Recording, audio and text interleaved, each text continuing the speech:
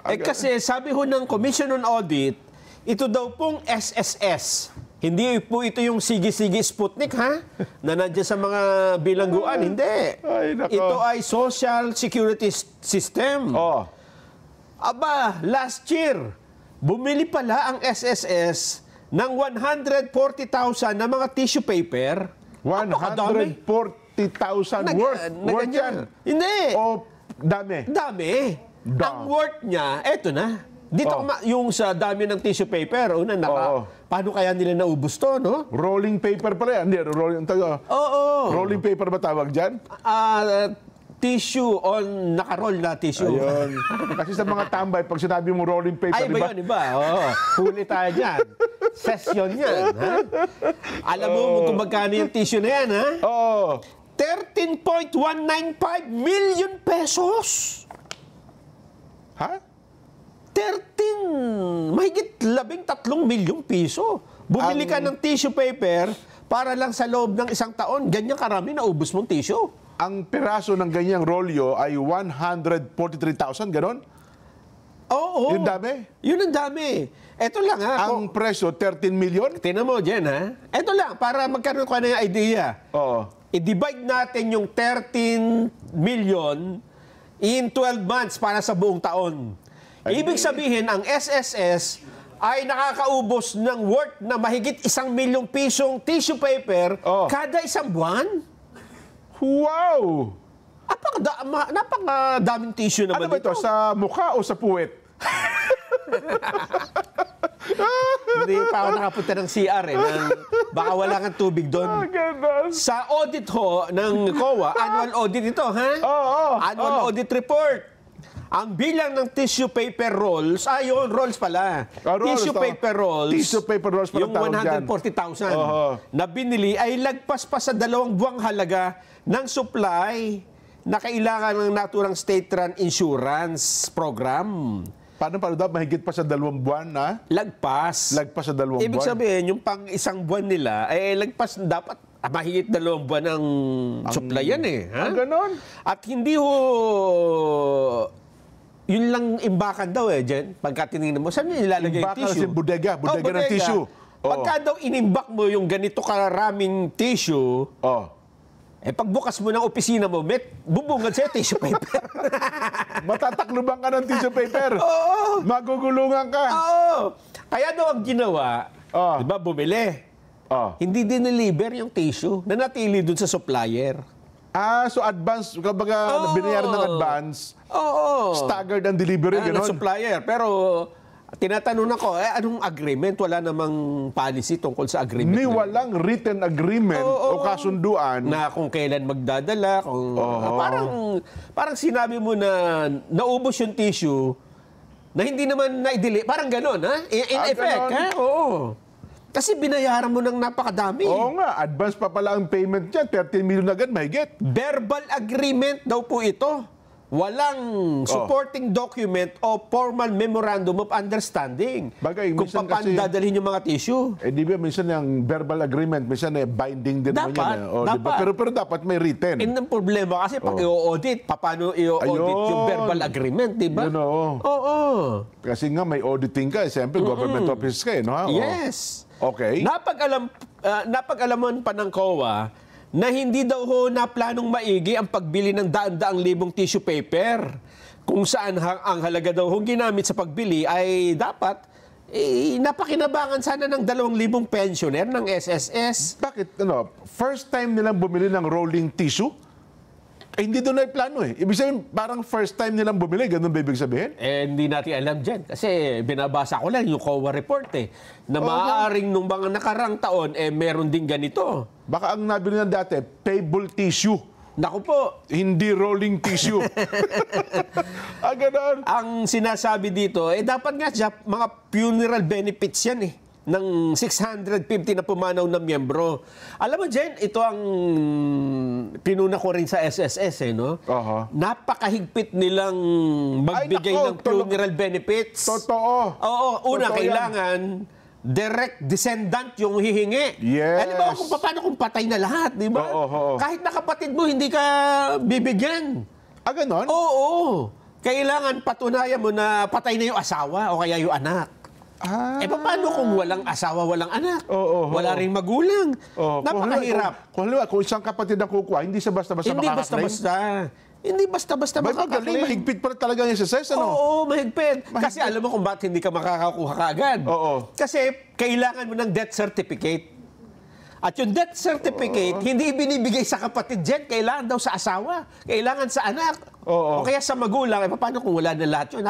O kaya naman, hindi niya kasama yung kanyang asawa o anak, di ba? Oo. Alam mo, nasa ibang bansa. Sa ibang lugar, Napakahirap. So, ibig sabihin, kapag ka maglalabas ng pera para sa benepisyo, Mahigpit. Sobrang higpit. dumadaan ka sa butas ng karayom. Dumadaan ka sa butas ng karayom. At pagka bibili ng tissue paper, dumadaan ka sa butas ng Tissue paper, laki. paper na malaki, yung rolling. Yung, Ibang-iba kayo, SSS.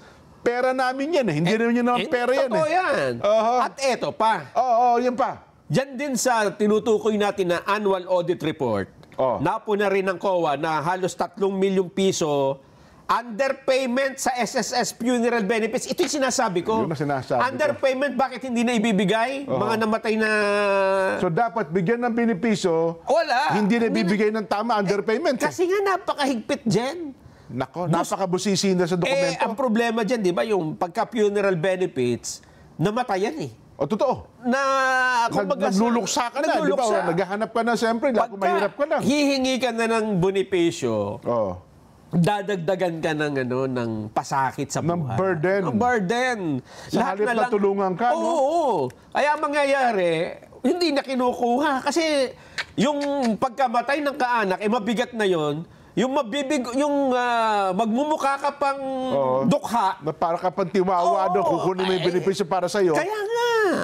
Totoo yan.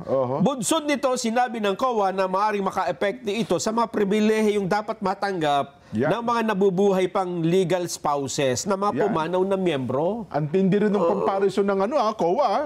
Gumawa sila ng comparison sa namatayan versus tissue paper. Tissue paper. O nga naman, maggagalit ka talaga dyan. Buti pa ang tissue paper, di ba? Na bibigyan ng... sapat na budget, 13 million, sobra-sobra. 13 million, yung mga humihingi ay pahirapan. Samantalang pera na nila kinukuha nila, benepisyo nila yon. Totoo yan. Nako.